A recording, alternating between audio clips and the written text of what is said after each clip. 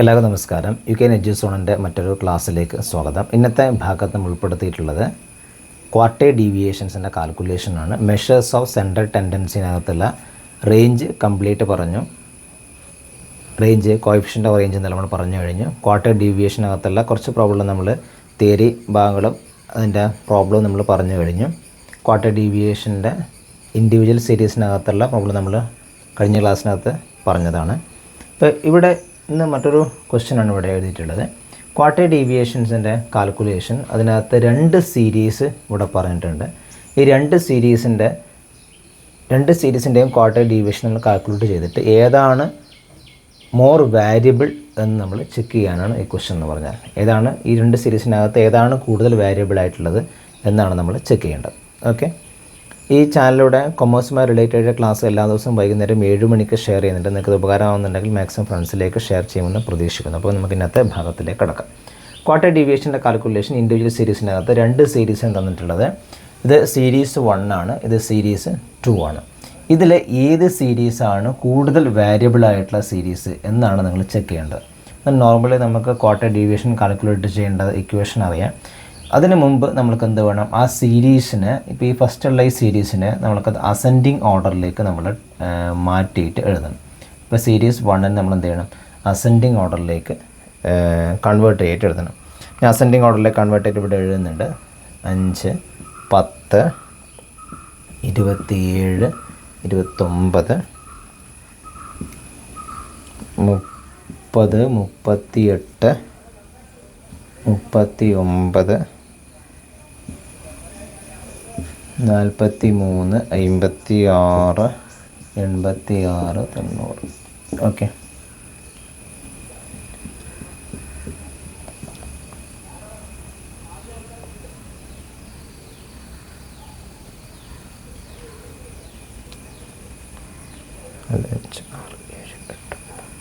Okay. ഇവിടെ N എത്ര ഉള്ളത്? 11 എൻ ഉള്ളത്.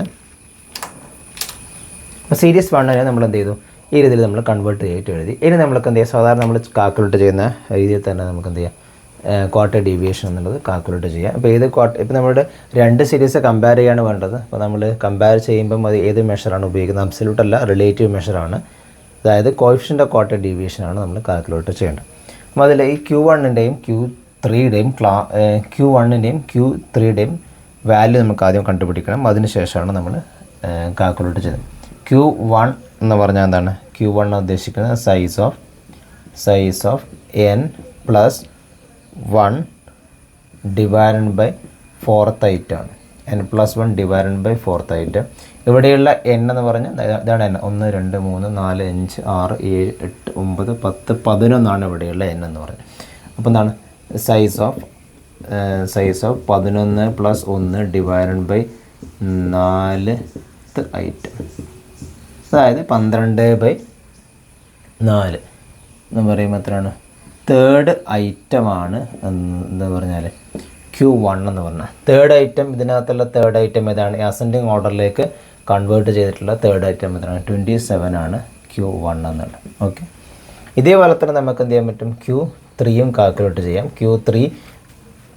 Q3 എന്നുള്ളത് size of n plus 1 divided by 4 into 3th ഐറ്റമാണ് എന്ന് പറഞ്ഞാൽ 3th ഐറ്റമാണ് Q3 എന്നുള്ളത്. അതായത് എത്ര വരും? 9th ഐറ്റമായിട്ടാണ് വരും. 9th item, size of 9th ഐറ്റമാണ് Q3 എന്നുള്ളത്. 1, 2, 3, 4, 5, 6, 7, 8, 9. 9th item. 9th ഐറ്റം എന്ന് പറയുമ്പോൾ എത്രയാണ്? 56 ആണ് ഇവിടെയുള്ള Q3 എന്നുള്ളത്. ഓക്കെ, എളുപ്പത്തിൽ ചെയ്യാൻ പറ്റുന്നതാണ്. ഇനി നമ്മൾക്ക് എന്ത് ചെയ്യുക, coefficient of quartile deviation calculate ചെയ്യാം. കോഎഫിഷ്യൻ്റ് ഓഫ് ക്വാർട്ടൈൽ ഡീവിയേഷൻ എന്നുള്ളത്, coefficient of quartile deviation calculate ചെയ്യാനുള്ള ഇക്വേഷൻ നമ്മൾ കഴിഞ്ഞ ക്ലാസ്സിലത്തെ പറഞ്ഞാണ്. Q3 minus Q1 divided by Q3 plus Q1 ആണ്. ഈ വാല്യൂ നമുക്കിവിടെ അഡോപ്റ്റ് ചെയ്യാം. 56 minus 27 divided by 56 plus 27. Okay, നമുക്കെന്ത് കിട്ടും? ക്വാർട്ടൈൽ ഡീവിയേഷൻസിൻ്റെ വാല്യൂ എന്നുള്ള കിട്ടും. കോഎഫിഷ്യൻ്റ് ഓഫ് ക്വാർട്ടൈൽ ഡീവിയേഷൻ ഇവിടെ നിങ്ങൾ ചെയ്ത് നോക്കുക. ഇവിടെ കിട്ടുന്ന 0.34 3494 ആണ് എന്ന് പറഞ്ഞാൽ കോഎഫിഷ്യൻ്റ് ഓഫ് ക്വാർട്ടൈൽ ഡീവിയേഷൻ എന്നുള്ളത് കിട്ടുന്നത്. ഓക്കെ, നമ്മൾ ഈ ക്വസ്റ്റ്യനകത്ത് കോഎഫിഷ്യൻ്റ് ഓഫ് ക്വാർട്ടൈൽ ഡീവിയേഷൻ ആണ് കാൽക്കുലേറ്റ് ചെയ്യാൻ വേണ്ടിയിട്ട് ചെയ്യേണ്ടത്. കാരണം നമുക്ക് രണ്ട് സീരീസും തമ്മിൽ കമ്പയർ ചെയ്യുകയാണ് വേണ്ടത്. ഇനി ഇതിനെ തന്നെ ക്വാർട്ടൈൽ ഡീവിയേഷൻ മാത്രം കാൽക്കുലേറ്റ് ചെയ്യാൻ വേണ്ടിയിട്ട് ചോദിച്ചാൽ എന്താണ് ക്വാർട്ടൈൽ ഡീവിയേഷൻ എന്ന് പറഞ്ഞാൽ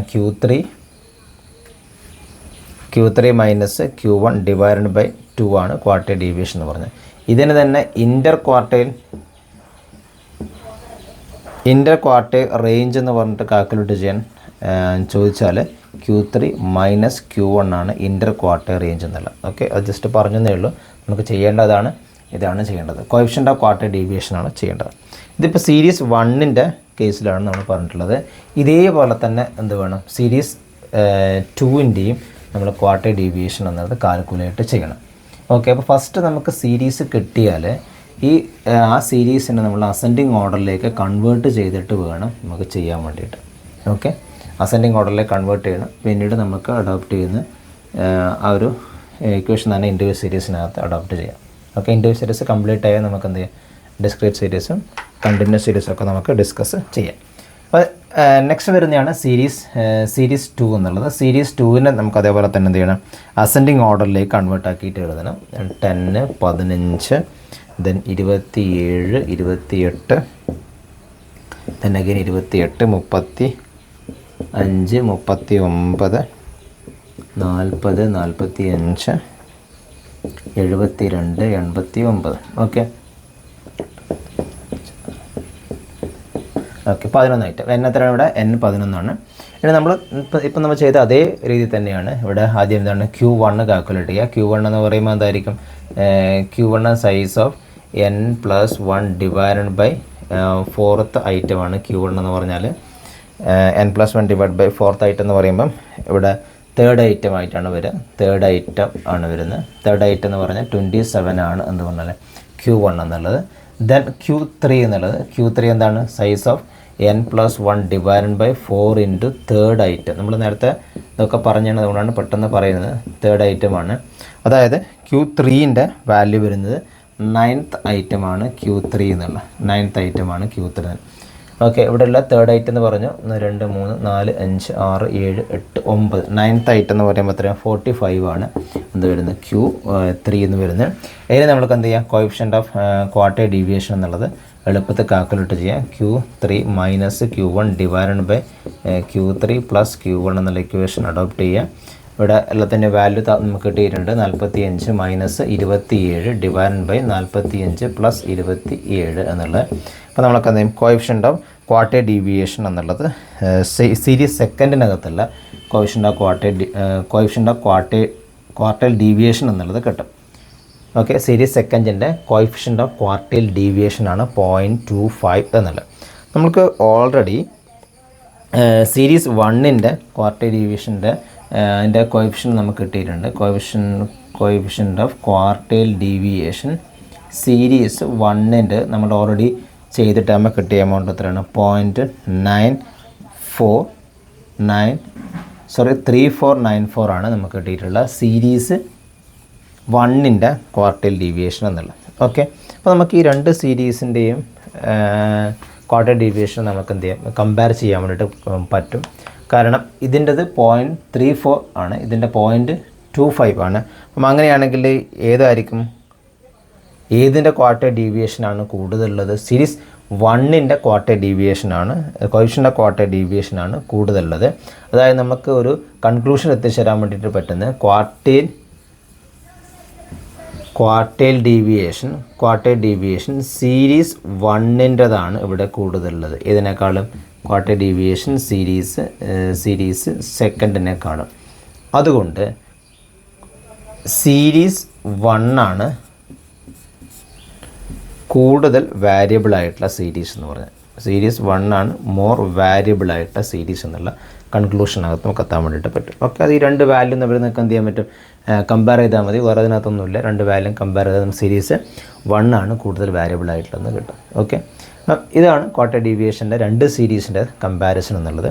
ഇനി നമുക്ക് പറയാൻ വേണ്ടിയുള്ളത് ഇതിൻ്റെ ഡിസ്ക്രീറ്റ് സീരീസ് പറയാനുണ്ട്, പിന്നെ കണ്ടിന്യൂസ് സീരീസ് പറയാനുണ്ട്. പിന്നെ മെഷേഴ്സ് ഓഫ് സെൻട്രൽ ടെൻഡൻസിനകത്ത് വരുന്ന ബാക്കിയുള്ള ഭാഗങ്ങളൊക്കെ നമുക്ക് ഡിസ്കസ് ചെയ്യാനുണ്ട്. സ്റ്റാൻഡേർഡ് ഡീവിയേഷനും അതുപോലെ തന്നെ മറ്റ് നമ്മൾ കുറേ കാര്യങ്ങൾ നമ്മൾ പറഞ്ഞിട്ടുണ്ടായിരുന്നു. കഴിഞ്ഞ ക്ലാസ്സിനകത്ത് നമ്മൾ ഡിസ്കസ് ചെയ്തിട്ടുണ്ടായിരുന്ന മീൻ ഡീവിയേഷൻ ഉണ്ട്. മീൻ ഡീവിയേഷൻ ഏറ്റവും ഇമ്പോർട്ടൻ്റ് ആയിട്ടുള്ളതാണ്. മീൻ ഡീവിയേഷൻ നമുക്ക് ഓരോന്നിൽ നിന്നും മീൻ ഡീവിയേഷൻ എടുത്തിട്ടുള്ള ചെയ്യുന്ന പ്രോബ്ലമൊക്കെ ഉണ്ട്. നമുക്ക് വരും ക്ലാസ്സുകളിൽ ചർച്ച ചെയ്യാം. ഇതിൽ നിങ്ങൾക്ക് എന്തെങ്കിലും ഡൗട്ട് ഉണ്ടെങ്കിൽ നിങ്ങൾക്ക് താഴെ കമൻറ്റായിട്ട് ചോദിക്കാവുന്നതാണ്. എല്ലാ ദിവസത്തെയും വൈകുന്നേരത്തെ 7 മണിക്കത്തെ ക്ലാസ് നിങ്ങൾ കാണുമെന്ന് പ്രതീക്ഷിക്കുന്നു. അപ്പോൾ നാളെ നമുക്ക് മറ്റൊരു ടോപ്പിക്കുമായിട്ട് നാളെ 7 മണിക്ക് കാണാം. Thank you.